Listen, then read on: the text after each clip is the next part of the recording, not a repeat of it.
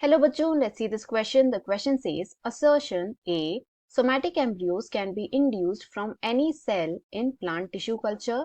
Reason are, any living plant cell is capable of differentiating into somatic embryos. तो question जो है assertion reason type का है। तो जो असर्शन है वो कह रहा है कि प्लांट टिश्यू कल्चर में किसी भी सेल को यूज करके हम सोमैटिक एम्ब्रियो जनरेट कर सकते हैं। एंड रीजन हमें कह रहा है कि कोई भी प्लांट सेल हो, it has the ability to differentiate into somatic embryos। तो हमें इन दोनों स्टेटमेंट्स को रीड करना है, स्टडी करना है एंड इनके बीच का relation A B C D and E में से फाइंड करना है। तो क्वेश्चन के लिए जो हमारा की कॉन्सेप्ट रहेगा, it is going to be somatic embryos. तो पहले हम इसका मतलब समझेंगे एंड इसके बाद हम देखेंगे कि आखिर ये फॉर्म कैसे होते हैं। तो ये जो है एक मॉडरेट लेवल का क्वेश्चन है।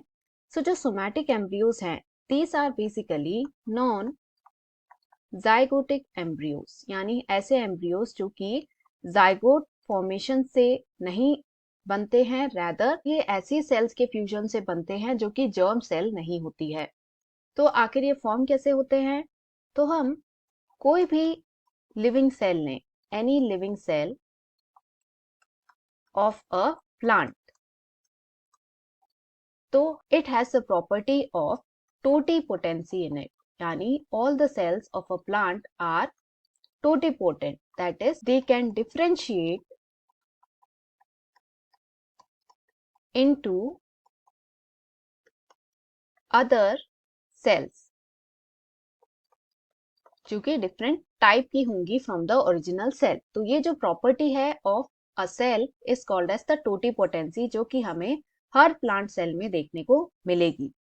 तो जब इस तरीके की सेल्स को लेकर हम कल्चर करेंगे तो हम एक प्रॉपर प्लांट ऑब्टेन कर सकते हैं, यानी any living cell of a plant has the ability to develop complete plant in culture. And in cells में से जो मोस्ट वायबल सेल्स हैं, यानी सबसे ज्यादा सुइटेबल जो हैं, जो डेफिनेट रिजल्ट दे सकती हैं, they are the meristematic cells of a plant. ये ऐसी सेल्स हैं जिसमें कि वायरस इन्फेक्शन भी नहीं होता है because they are rapidly dividing. तो इन्हें सबसे ज्यादा प्रेफर किया जाता है फॉर प्लांट टिश्यू कल्चर्स। अब क्वेश्चन में दिए स्टेटमेंट्स को हम एक एक करके कंसिडर करें।